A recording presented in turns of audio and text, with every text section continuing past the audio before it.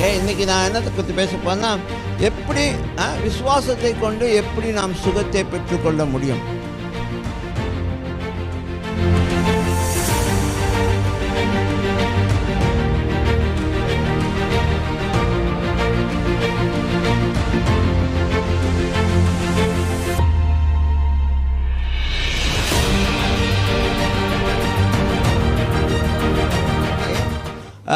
அதே கருத்தை தான் நாம் பார்க்க போகிறோம்.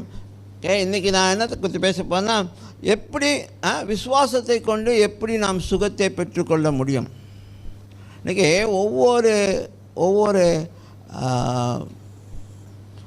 அற்புதம் சரி, ஒவ்வொரு வியாதியிலேருந்து குணப்பட்டவர்களும் சரி, நீங்கள் பாருங்கள், அவங்கள்ட்டேருந்து ஒரு ரெஸ்பாண்ட் வரும்.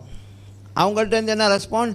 ஃபெய்த் ரெஸ்பாண்ட் வரும். விசுவாசத்துடைய ரெஸ்பாண்ட் வரும்போது தான் அவங்க என்ன செய்கிறாங்க, அந்த சுகத்தை பெற்றுக்கொள்கிறாங்க, அந்த சுகத்தை அனுபவிக்கிறாங்க. அதனால் இன்றைக்கி நம்ம அதை விளங்கி கொள்ளணும். நம்ம ஹீலிங்ஸ் பெற்றுக்கொள்ளணுன்னா அது